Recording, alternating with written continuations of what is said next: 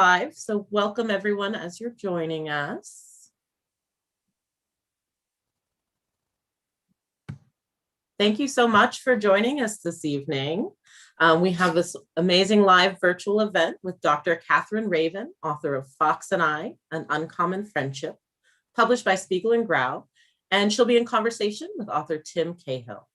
I'm Ariana from Country Bookshelf in Bozeman, Montana, coming to you from the ancestral unceded land of the Absalaki Crow, Salish Kootenai, Cheyenne, Shoshone Bannock, and Ochede Shakawan peoples, among others.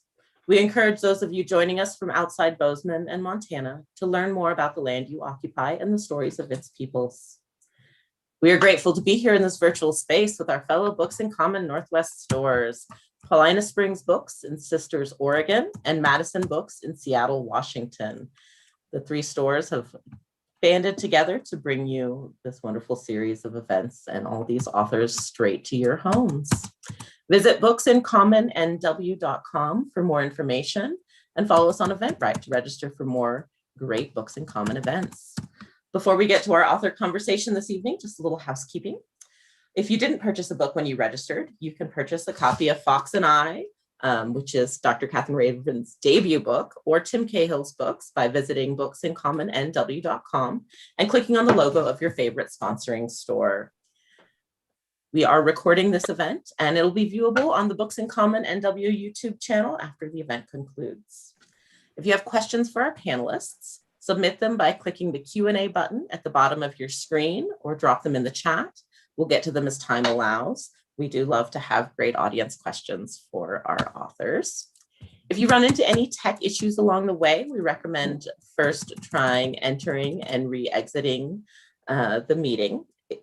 If you aren't able to re-enter the webinar, you can view the live stream of the event on our YouTube channel. We also recommend headphones to fix any sound issues. And now for the good stuff. We are excited to be joined by Dr. Catherine Raving and Tim Cahill tonight to discuss Fox and I. And this is one of my favorite books this year, so I'm so glad that you're here. This is a beautiful memoir and nature writing, and it's such an important book, and so I'm so glad you're here. Catherine Raving is a former National Park Ranger at Glacier, Mount Rainier, North Cascades, Voyageurs, and Yellowstone National Parks. She earned a PhD in biology from Montana State University, holds degrees in zoology and botany from the University of Montana, and is a member of American Mensa and Sigma Xi.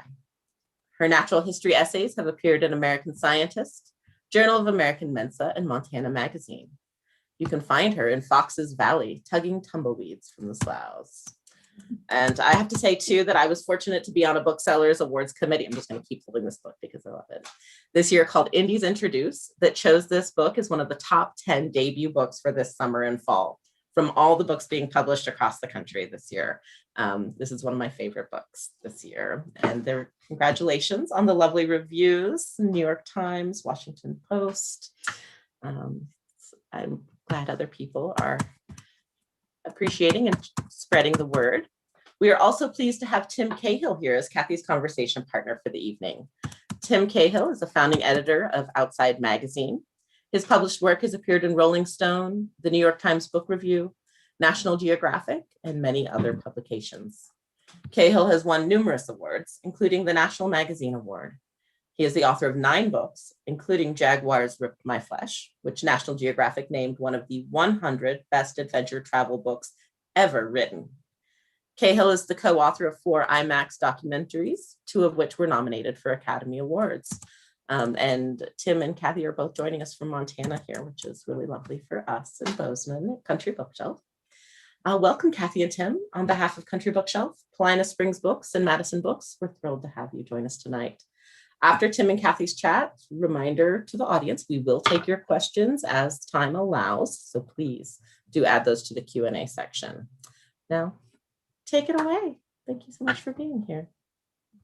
Well, it's my pleasure to be here and hold this book up again. I think that this is going to be one of the most talked about books of the year. I am just terribly impressed by what Catherine Raving has done in this book. And I think that, booksellers will have a little hard time trying to figure out where to put it, because is it nature writing, or does it really belong in the literature shelf? And that's a great dilemma for the author to have, I think. It's wonderful. It's good to see you again, Kathy. It's great to see you again, Tim. You were my teacher a couple of times. You probably noticed that in the book, your footprint or your fingerprint in my work. I think we kind of met at a couple of writers' conferences. One just after you had defended your PhD thesis, which That's right. and I think at that time you were casting around for your voice. You certainly have found it here, and I appreciate your acknowledgement to me in the book.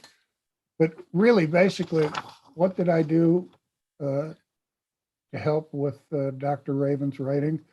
I just basically said, "Holy moly, this is great. Don't change a word." I'll actually read you a short email. Kathy, I read these 2 chapters with a growing sense of delight. This is lovely, evocative work. I especially like the way you are able to take 2 or 3 different elements that seem entirely disparate and weave them seamlessly into a meaningful whole. And I've seldom read descriptions of wildlife more visual. And Dr. Raven thanked me and said, the work is very visual for me too. It progresses in my mind as linked pictures. Too bad I'm not a cartoonist. Can you elaborate a little bit on linked pictures? Yes, I do my writing after I see the scene.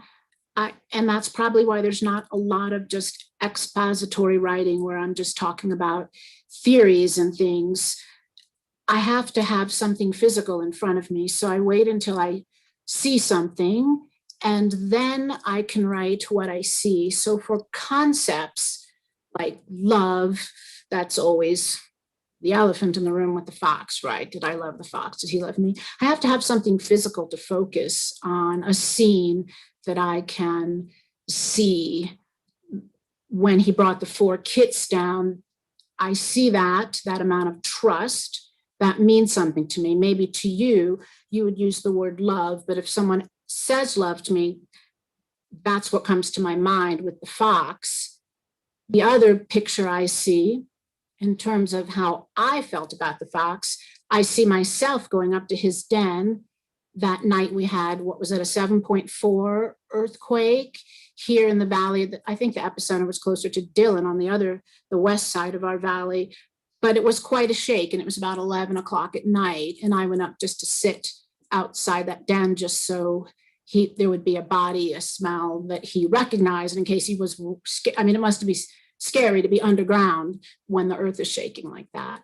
So I have that scene of me and that scene of him. That's what I mean about I have to have pictures in front of me rather than just nebulous words that don't mean anything. So I don't write from ideas, I write from pictures. I can see that.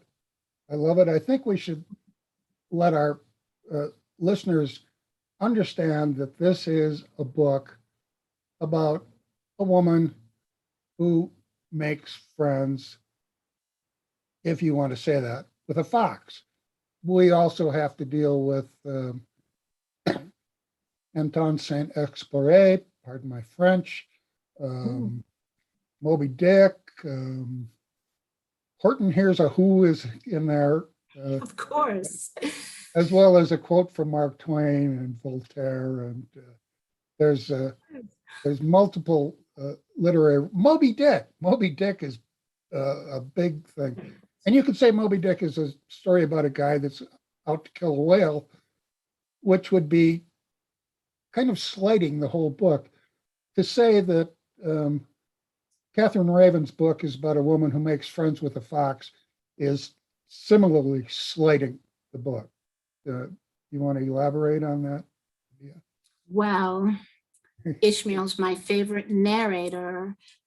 There are so many things that Moby Dick is about, and I've read it so many times. You can learn a lot about whales in the book, and you can skip those parts about whales, but you can learn a lot about whales. You can learn a lot about what life was like for whalers, but it's also about a man who's a loner, but never lonely, and someone who is obviously educated. We don't know how educated. We know he speaks French. He understands philosophy. He was a school teacher. He gave it all up to be out in the wilderness, the liquid wilderness, the ocean wilderness. And his best friend is just about as verbal as Fox. And his best friend is a cannibal that doesn't speak any English at all. And he's an American. So there we have the man speaking English and the pagan who doesn't speak English at all. So he makes friends with odd fellows, and that was pretty much his only close friend. And he's on a boat hired to spot whales, but he refuses to call any whales when he's in the masthead. He's years on whaling boats. Nobody notices that he never calls a whale because he doesn't want to kill whales. He just wants to be on the whaling boat. You probably, so he eats meat, of course, and he understands fishing, but he just doesn't want to kill whales. And I hunt, but I don't hunt foxes. And it's a book about friendship. My book also is about friendship, and an odd friendship, and someone who wants to be out in the wilderness and learns to put your purpose before your profession, before your career. And that's what Ishmael did also. Your book is also something of a memoir. Yes. You know who you are,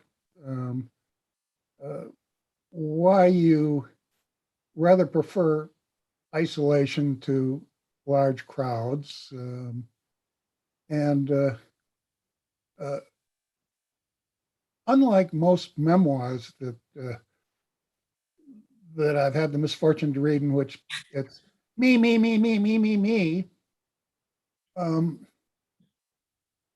I believe the reader begins to wonder about you as a person, and every once in a while you come in and say something that enlightens us about your personality, especially about your growing up. There's 2 sentences in the book that your father said to you when you were 12 years old. Yeah. Those were chilling.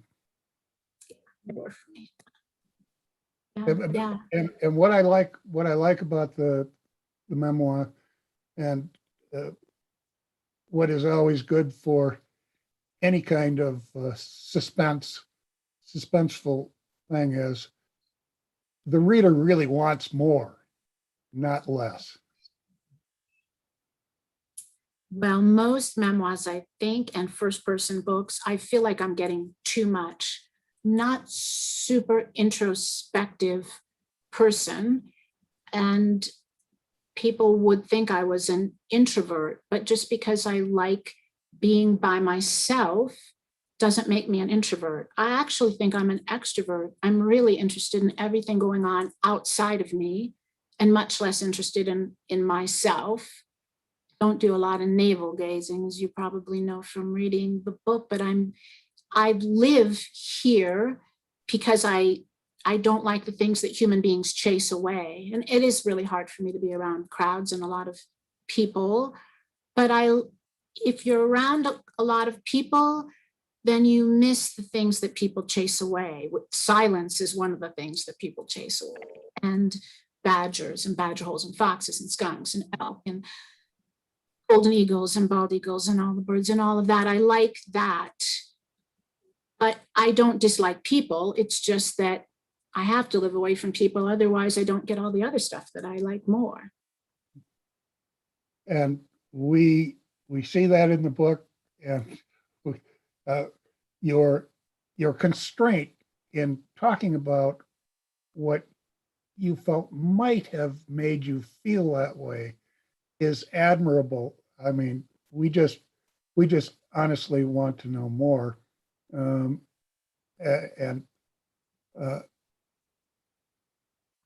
I have another question. I'm kind of wondering, let me see if I've got this quote just quite right.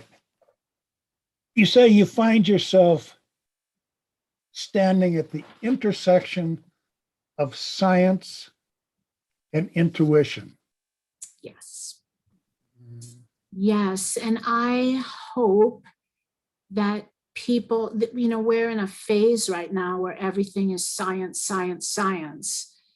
And I think that's because people maybe got a little bit away from it or disrespected it or something. But I hope what people can take away from the book is a tremendous amount of respect for science, but in its place, I like to say this, which is not in the book, but it's something I hope people who are zooming in tonight would like to hear. Science sheds an incredibly bright light, but it's a narrowly focused light. So it shows us tremendously important things very clearly, but it's narrow. It can't address the rest of the questions in the world. And if we rely on science for everything, then we're not even going to think about things like, do foxes have personalities? Because that's not a question that science can answer. And we can't rely on science to answer questions. And to remind all of you what science is, I guess I should say that first. Science is a way of knowing and a body of knowledge. So that's two things that science is. It's a way of knowing things, where knowledge comes from, and the body of knowledge that we've collected from that way of knowing, from the scientific method, that's called science also.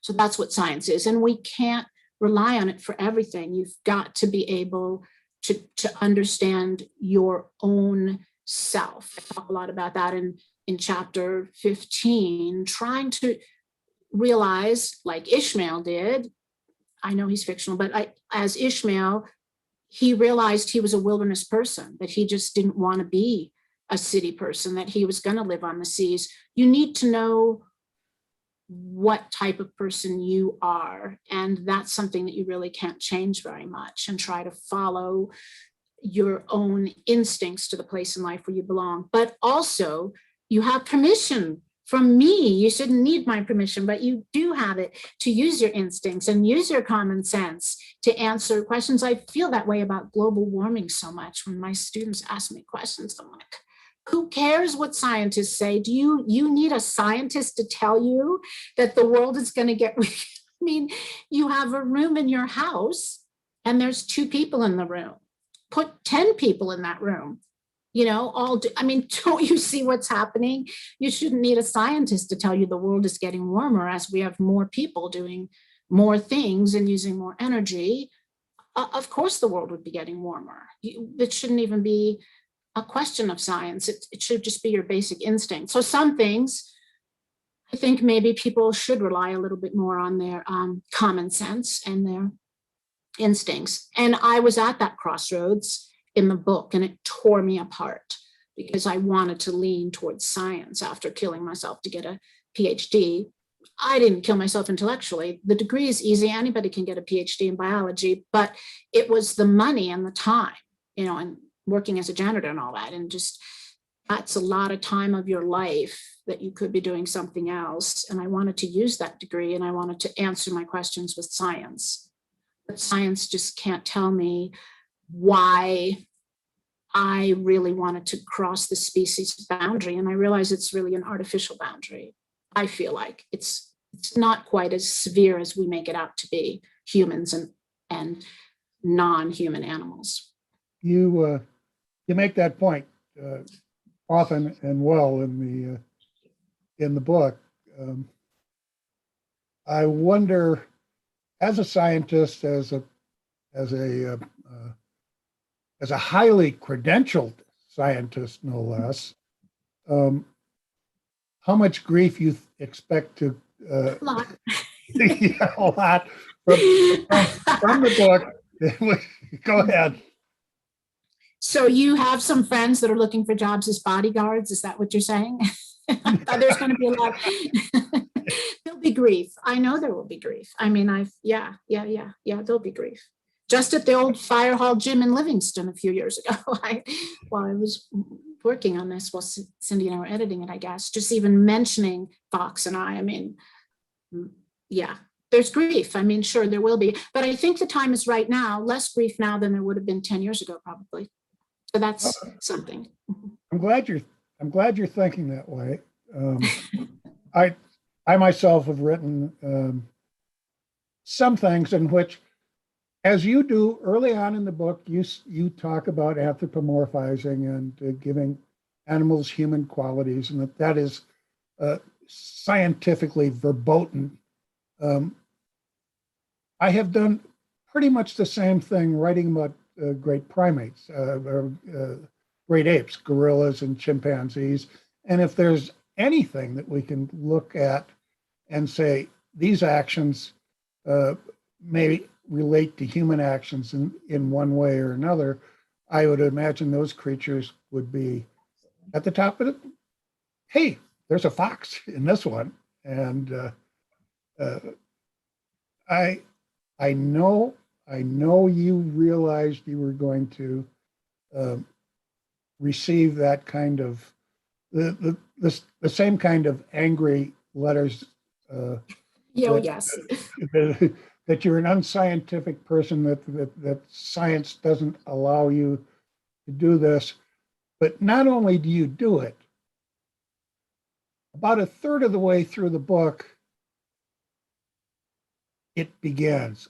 There is, maybe 3 pages that are written from the fox's point of view. There's some pages written from a magpie's point of view. That's right. An ant, I suppose, the ants. And what are you going to say to the inevitable criticism of that?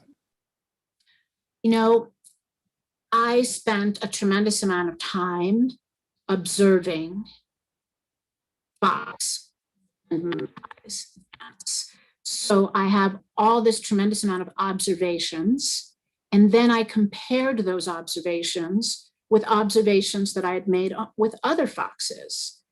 And then another level of comparison with science. So I had the observations and then I compared the observations with other animals. So I could see that not all foxes are alike and that he has some unusual characteristics. Then I compared it with the science, realized that the science is telling me what foxes do, the ones that are under the big part of the bell curve.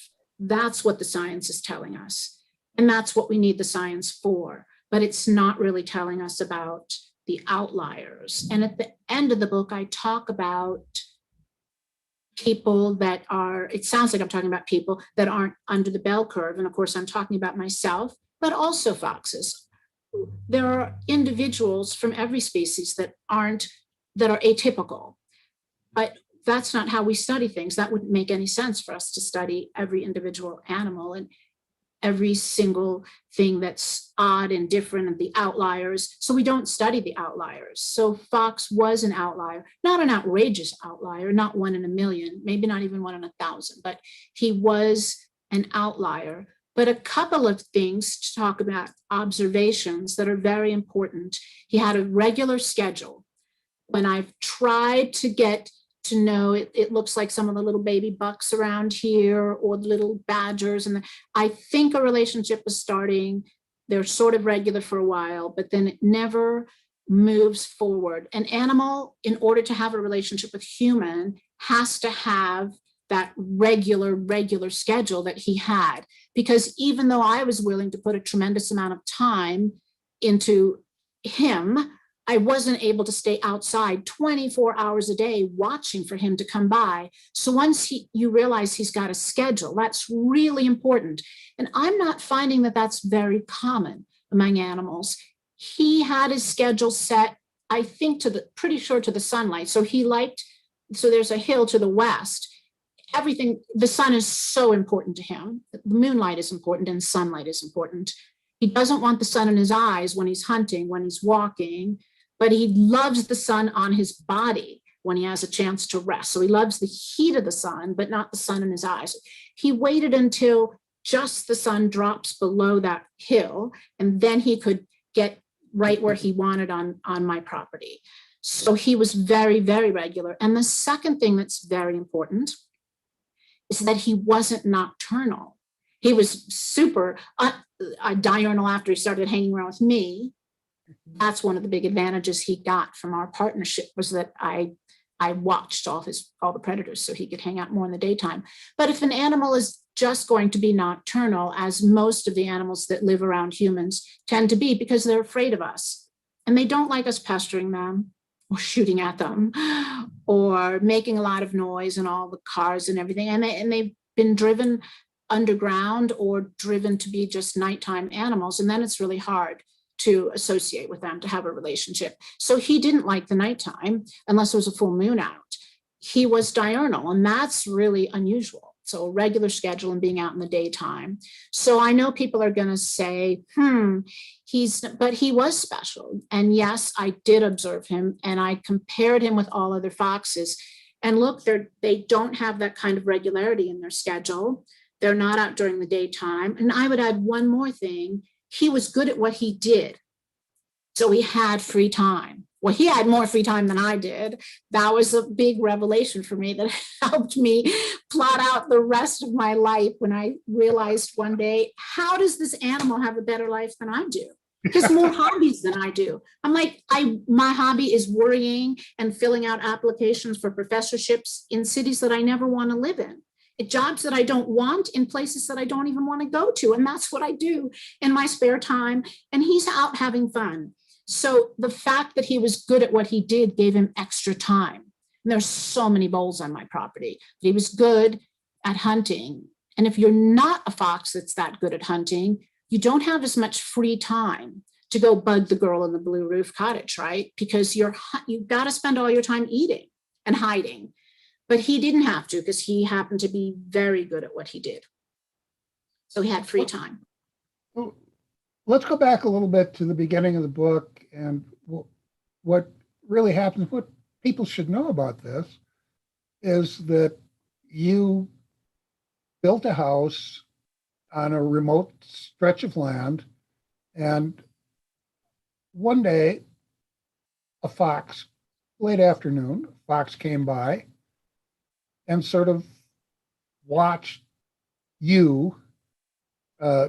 It's a long story to get into. It has to do with a fly and a scab on the knee. Well, get into it. It's a great story. Well, you do it. No. Tell me. You Yeah, so the fly on the knee. Yeah. Yeah. That is what happened. Do you want me to tell that a little bit of that story? Please, Okay. please. Okay. Yeah. So I had a scab on my knee. It was actually from jogging, but whatever. I have scabby knees because that's the way it is out here, unless you're wearing heavy breeches all the time, which I don't. But I had a scab on my knee, and it was fresh, and this huge house fly was playing with the blood on the scab, and I was blowing it to get rid of it. And after a while, and he kept coming back, I was just really interested in that big house fly on my scab. Then I looked up, and the fox he was this far from me, just like 2 arm lengths. And he was just coming closer. And I don't think he knew I was there. He was just laser focused on that fly. And both of us were so fascinated with this big fat house fly. And I called to him. I just said, "Fox, fox." And when he finally acknowledged me, he turned his nose down, because, if their nose is up, it's a little bit in the way of seeing eye to eye. I remember him going nose down so that our eyes were just like eye to eye. He's like 6 pounds. Now, I weigh a little bit more than 6 pounds, and I'm way taller than him. And yet when he's standing on all fours and I'm sitting, our heads are about the same height and our eyes are the same width apart. when he puts his nose down, we are eye to eye. And so there we were, just eye to eye. He took his eyes off the fly and into my eyes, and my eyes went inside. It was amazing. And from that moment, I knew something was going to happen. I mean, this wasn't just going to be the fox. We weren't just going to be two errant animals passing each other in the night or something. It was just. It happened about 4:15 in the afternoon. That's right. As a matter of fact, it kept happening about 4:15 in the afternoon. And you decided that, well, you would be out at 4:15 in the afternoon, sitting in your camp chair, and Fox would come by. I like that you began reading a book to him. You began reading The Little Prince. The Little Prince is a book, frankly, that I had never read until a year ago, and I'm trying to learn Spanish, so I read it in Spanish. This French book, in Spanish, and because I think maybe because of the fact that I had to concentrate so deeply to get the Spanish, it charmed me no end. It'll charm you no end in English, of course. And of course, I cried at the end, as everybody does. You'll cry at the end. But you've got to read The Little Prince to fully understand Dr. Raven's relationship with the fox and the story. And there is a fox in The Little Prince. That isn't brought out a whole lot. But it's interesting. The fox asked the Little Prince to, quote, tame him. And then they explain that the fox explains that taming isn't what you think it is, like making a domestic animal do precisely what you want to do. It really is a sort of way of making friends. And I imagine you read that section to it. Yes, but when I read The Little Prince the first time, I didn't really remember that the fox wasn't. I remembered the character of the Little Prince. I really liked that character. And working around my property and doing gardening, I would think about the Little Prince a lot because he was always taking care of his little planet. And his rose. Yes, that's right. And I thought I just had forgotten about the fox. After I met Fox, the fox that I wrote about and read The Little Prince, I realized that I call him Saint X. You'll have to do the long, I don't know how to pronounce his last name, but that Saint X, the author of The Little Prince, I realized that he had to know wild foxes, or he had to at least have known one wild fox pretty well. And then I went through Wind, Sand, and Stars and realized, of course, Saint X. That's the other book that Saint X wrote. That was a bestseller all across the world. And he writes about fox in there as well. Yes, he does. Yes, he does. Yes, he thought he was going to die in the desert when his plane crashed. And he keeps himself busy by watching animal sign. And there's desert fox sign. So he figures out what they're doing, where they're running, where they're playing by just looking at their prints and their scat.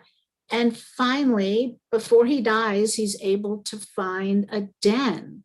And they're little tiny desert foxes. So now he can kill a fox and he can drink its blood and survive. But he decides not to. Instead, he just decides that their friendship, and so he thanks them. This is what he writes in this book, that he thanks the foxes for offering him friendship in the dying hours of his life. And he ends up getting rescued after all. So it's sort of, at least, I think everybody knows that his plane crashed in the Mediterranean, and it might have been shot down by Germans. He was fighting in World War II, of course, for the Allies. And he didn't want to kill that fox. He would not kill a fox to save his life. He just thought that having a fox for a friend was just that friendship was just that important. And friendship was really important to him. This book is a lot about the importance of friendship. In fact. I think so. I think so. There are several places that make themselves turning points. The fawn at, is it Phantom Creek? Yes. Phantom Creek. Panther. Panther Creek. Yeah. It's Mount Rainier. And it's another thing that I'm sure will be controversial because although you did what your job required you to do, you left that poor injured fawn to die. So there are some people that say, well, that's bad that she left the poor injured animal to die. And there's other people that will say, she had so many second thoughts about this, but it's her job. That's what nature is. It's a tough question. And before I answer that, I just need to remind the audience that I think Tim Cahill has written some stories that brought people with semi-automatic weapons to his house. Didn't you fuss over the water rights down my valley here? So you're even braver than I was. I know I am going to have the wrath of super scientists and the super government employee rangers who think that this is all anthropomorphic down on me, but they only carry like 6 shooters. You know, you had people with semi-automatic weapons knocking on your door when you wrote some of your stories. So if you can do it, I can do it, right? Okay. Well, the deer, that's a question that it's a tough question. I'm glad I'm not the superintendent of a national park and have to decide if there's mange in a population, for example, of wolves. Do we treat them because we can, or do we just say it's natural? And that's a terrible question for somebody to, I mean, that's a difficult question to answer. And science really can't help you with that. That's an ethical question. That's a moral question that people are going to have to decide for themselves. It's a tough question. I had to think about the same thing when fox had mange. And, what do you do? As you just said, nature, death is natural. So things die. That's nature. We want to see things die. That's part of the show. And diseases are natural.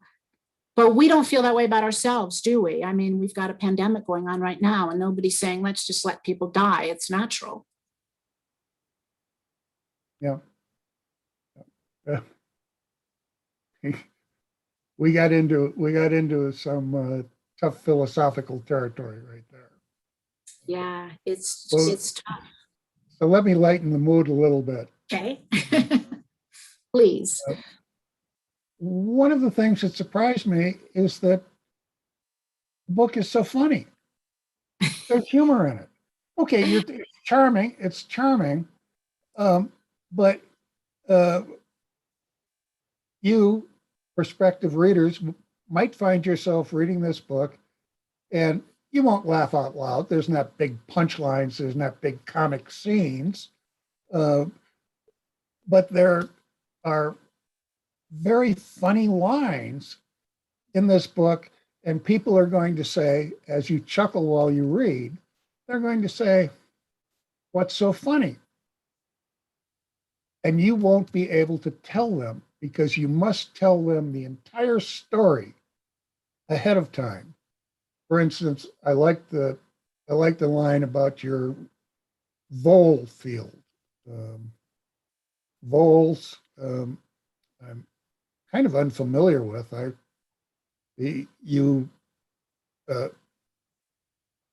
Thank you for explaining the difference between a mole and a vole in the thing. You had a great deal of trouble with them on your property, trying to figure out how to deal with them in humane situations. And rather it, and it's a long story. I'm not going to tell it, but you you tried to do something very humane, and it didn't work at all, and they just multiplied more. And you said something like,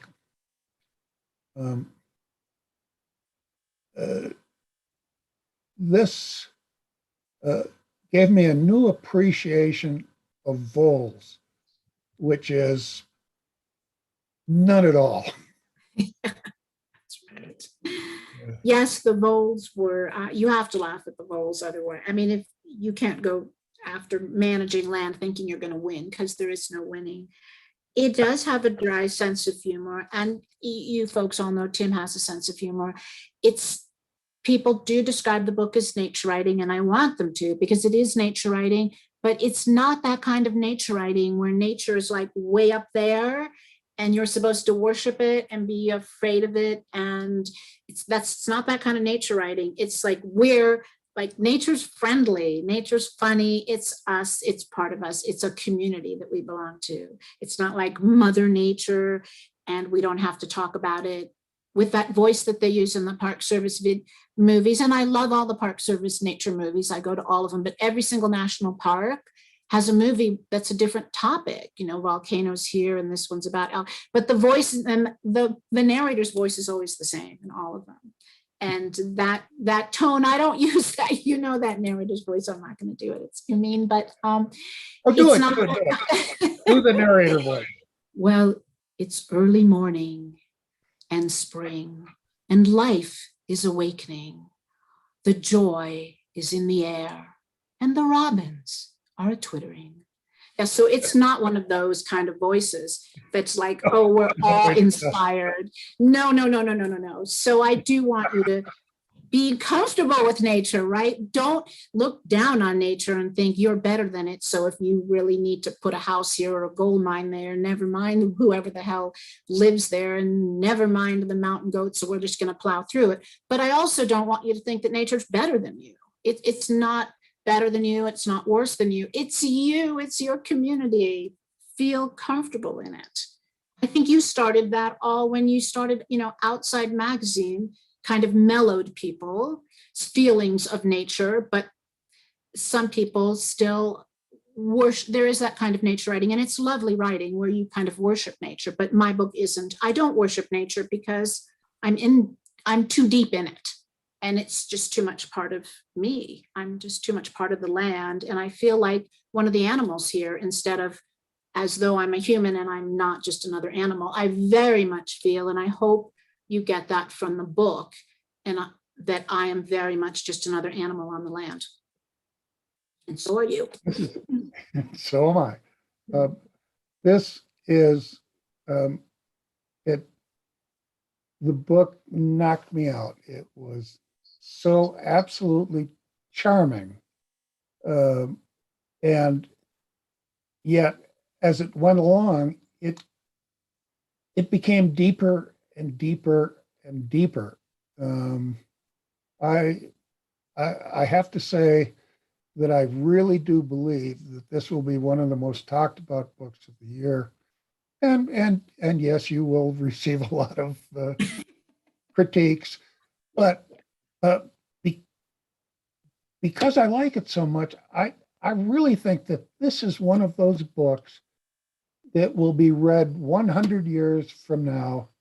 And I truly appreciate the writing of this book and what you did. And where that voice came from, I don't know, but it's wonderful. Thank you very much. Thanks for teaching me too, putting up with me in your workshops. Hardly. Well, I don't mean to interrupt, but I thought I'd show up and start bringing some audience questions whenever you're ready to take them. So to start with, one audience member says he hasn't read the book yet, but they're wondering, do foxes in different areas have different behaviors or social structures? So it's important to remember that this is a book about an individual fox. And so all individuals are different. But yes, animals do have cultures. And so mountain foxes will be a little bit different than foxes that are valley foxes.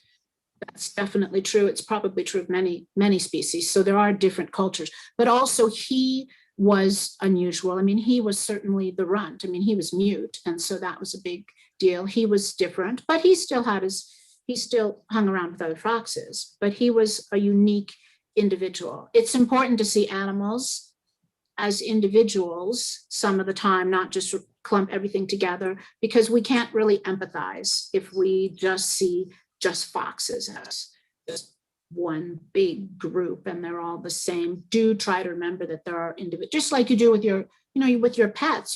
People see cats and dogs as individuals and horses, but forget that other animals are also individuals, but we won't ever be empathetic if we don't see them as individuals. I think you are going to get, I was so in love with this book. I gave it to a friend of mine who was visiting. He read it and he started telling me fox stories. He lives on the northern part of Lake Superior. His fox and their kits play with his dog, his great big, huge dog. They play with the dog. And he's the kind of guy who buys expensive toys for his dog. And they kept disappearing from the yard. And he went on a search and he found them in a big pile by the fox's den. Yes, that's what, and you were going to say, you think I'm going to start hearing fox stories from people, but I want people to start. You will hear plenty because he's got one, I've got some, so. I want people to feel comfortable enough with me that I'll hear their fox stories for sure. I think people have been keeping them secret because they've been too scared to tell anyone. It's time to bring out the fox stories. Well, isn't that one of the best things about a really good book is that it starts conversations and relationships. And I think this book is really going to do that. I'm very excited. And another question, what do you miss most about fox? Because as we know, foxes have short lives. So unfortunately, fox can't live forever.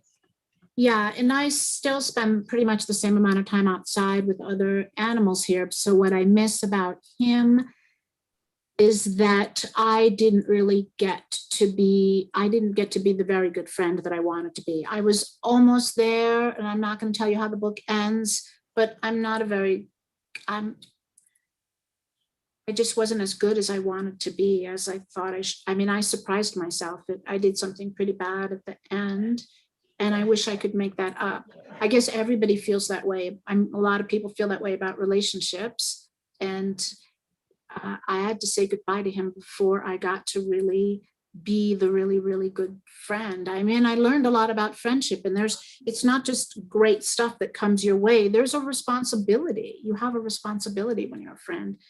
And that's what I really miss, is getting to develop myself into a better friend.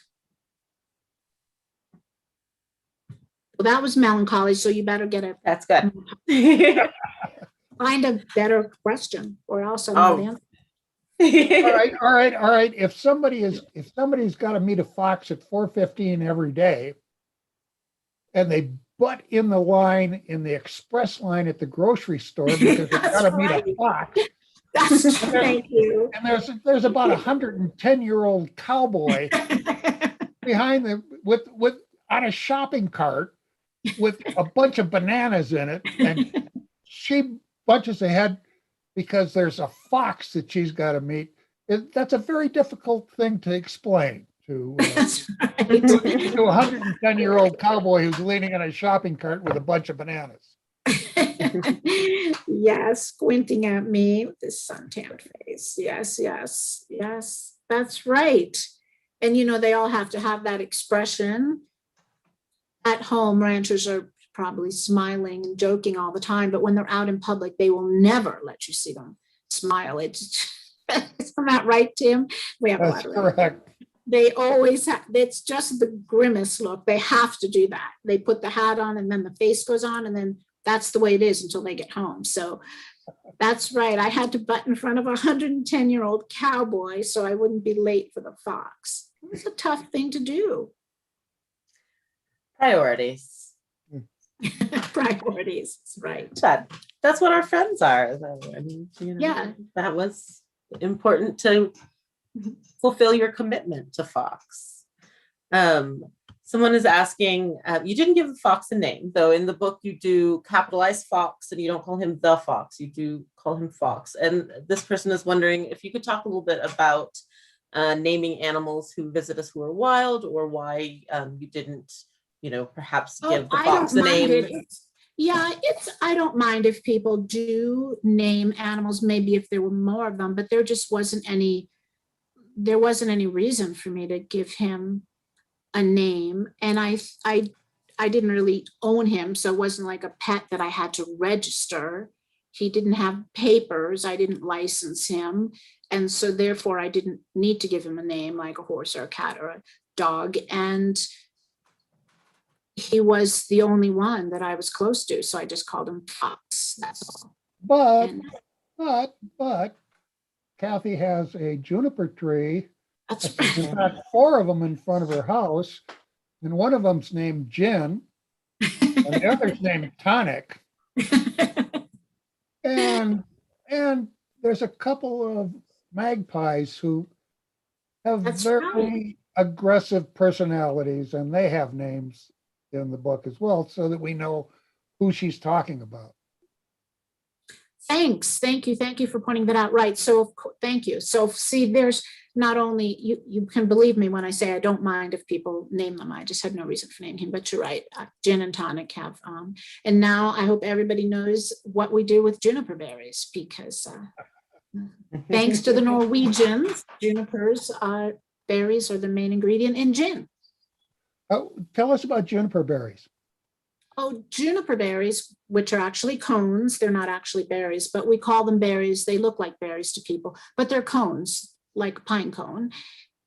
And if you look at them with an eyepiece, you'll be able to see that they actually have bracts, just like a cone, but the bracts are kind of fleshy. They tend to be fused, so it looks like a berry.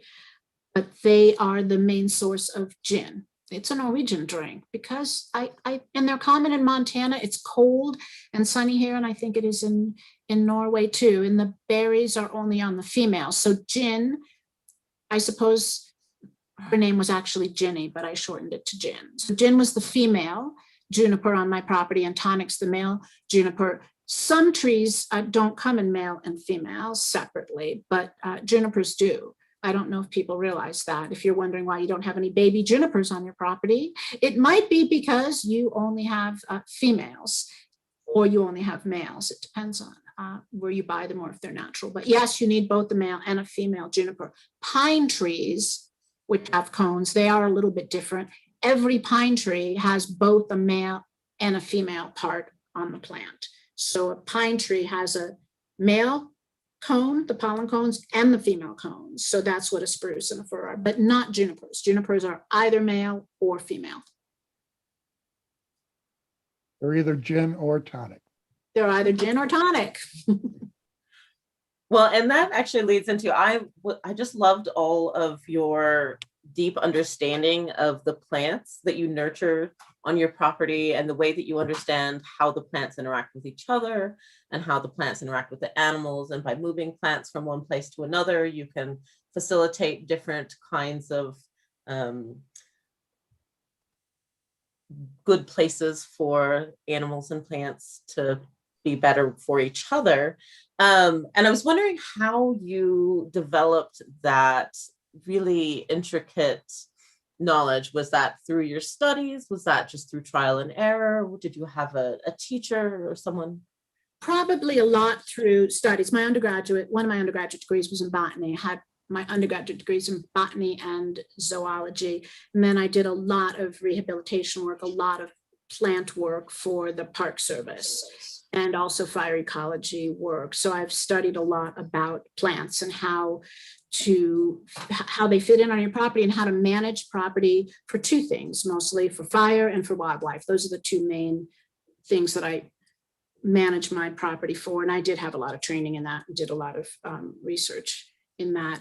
As far as what specific plants, there are some things that we just don't know enough about. So you asked if I just did it through trial and error. I have to work trial and error with some of the things I'm doing. We can't figure out how to get rid of cheatgrass. And it's a problem. We're trying to figure out what can grow up hills, slopes, and I'm working on that. So I look at different plants on my property and see how certain things compete with cheatgrass. That's a tough one. But I do also, yes, of course, a lot of trial and error in terms of what plants can keep the fire danger low, keep the fuel load low. And then it was also trial and error with the fox and the sloughs. I never thought about all these sloughs that we have here and how all the stuff's windy here. Everything blows in and fills in, and tumbleweeds. I don't want to spoil everything in the book, but it's not encyclopedic, but there are sections in the book where you'll read about pines and junipers and tumbleweeds. And so they do blow into the sloughs, and they're not native. And a lot of the tumblers that we have clog up the sloughs, and that really changes the habitat for wildlife that depend on being down low, a little bit hidden, a little bit of cover, so that the golden eagles that are always here don't just keep snatching them all up, because the golden eagles are vicious hunters, very adept hunters. And if they have to be out on the surface all the time, it's just too easy for an eagle to pick them up. They just don't have enough free cover. If we just allow all these plants, all these tumbleweeds and things to fill up the sloughs, and then the foxes can't walk through them, and the weasels and the skunks and the badgers. And I think that's one of the things that readers will really take from this book, is that greater appreciation for all those little parts of nature that they haven't paid attention to before.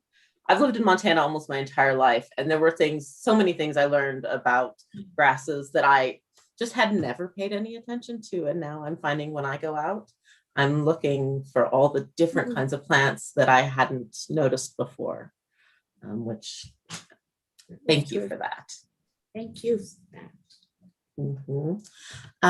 We have another attendee who is also a PhD wildlife scientist, who has found that to reach children with conservation messages, he's working through fiction, and he's wondering if you ever considered expressing your story in a novel. Yes, thanks for asking that. That's a really important question, because memoirs are difficult, especially for me. The first person isn't my favorite. I'm working on a novel now, by the way. I love third person. Yes, and it's too disrespectful of the fox. That was just the bottom line. The book's dedicated to Fox. He's real. He exists. He wanted to matter. I could fictionalize myself. And I told my wonderful editor and publisher, Cindy, if she sells the book rights to some streaming service or whatever, they can turn me into a man or whatever they want to do with me. I don't care when they fictionalize me. But Fox, he's important. He matters. And I couldn't write fiction because I could not fictionalize that very important individual. He really was my best friend, and he's so important. I couldn't fictionalize him. Too disrespectful. Mm-hmm. But thanks, that's a really good question. And that was somebody with a PhD. Whoever he is, he's rolling his eyes right now going, oh my God. He happens to be someone I know. I can introduce you at some point if you'd like to. Is he rolling his eyes? Can you tell? I don't think so. I don't think so. And another attendee is, he just commented he's not rolling his eyes. Okay, thank you. But yeah, lovely person. Josh asks, if Fox had a voice, what would it sound like speaking to you? And of course, this person hasn't yet had a chance to read the book, but Fox doesn't really have a natural voice. He doesn't. They're loud, but not him. It changed his I think Tim and other people asked about, his individual personality, and do they change with your environment or your culture? Foxes have different cultures, but he had to do things differently because foxes rely on screaming so much for so many things they do, and he couldn't, because he couldn't make any noise. I knew that from the first time I heard him open his mouth, and make a noise, that it was a physical. What I was hearing was just the opening of the mouth making that sound like I describe it in the book as the last gasp of a dying duck. That's what it sounded like, a little bit like a weak kind of like that, like a little quack that just, what you're hearing is the physical sound of the mouth kind of coming open, but he had probably no vocal cords. He wasn't able to scream at all. So it did change his personality a little bit. It changed the things that he was able to do. He couldn't just scream for help. So he must have had to learn different ways to act, to protect himself. And he couldn't just scream to get the kids to come around, or to scream to answer the vixen when she was calling, things like that, because he wasn't able to talk. But if we think of talking in a more metaphorical way, he did communicate with you. So that was I don't think beautiful. you really need to. Again, let's go back to Ishmael, who was like my best buddy when I was a park ranger. Before I even had a bachelor's degree, Ishmael was like my best buddy in my mind all the time. And he had a best friend who couldn't speak either. I mean, the cannibal that was his best friend didn't speak any English at all, and they were best friends. So it doesn't really matter, does it? No, we all find ways to communicate and to make those relationships and friendships that are so important to giving such meaning to our lives. And I'm just so glad that you shared your story of your friendship with Fox with us. I always love to ask folks what they're reading. So would both of you like to tell us about some book aside from Fox and I that you're loving right now? I'm reading my memoir of Carson McCullers, and I picked that up at Country Bookshelf actually. And the reason I found that book was because Ariana recommended it. It was on her on the website of Country Bookshelf. Where is it? Here somewhere. It's this. My memoir of Carson McCullers, and she wrote. Carson McCullers wrote Hard as a Lonely Hunter when she was in her 20s. So of course if you're not a Carson McCullers fan, maybe that's not for you. But if you're not, maybe you should read this first and then you will become a Carson McCullers fan. It's a great memoir. It's so beautiful. I was telling Kathy earlier, I read it in one day and just loved it. Tim, what are you reading these days? Cheap detective novels. Yes. Any favorites? I'm working my way through James W. Hall now. What I like about Hall is that his villains are way more interesting than his heroic protagonists. Fantastic. Well, we've pretty much reached the end of our time this evening. It's been such a delight to have you both here. Any final words for the audience tonight? Well, it was my pleasure to be talking with Dr. Raven tonight, because I do believe this is going to be, I've said it once, I've said it now 3 times, I think this is going to be an important book. I think we'll be reading this, people will be reading this for the next 100 years. I believe that. Wow. Well, I hope we're all here in 100 years and the planet's in better shape and lots more foxes on this planet in 100 years. Yes. Thank you, guys. Thank you, Tim. Thank you, Ariana. All right. Well, thank you all for joining us tonight. Buy the book.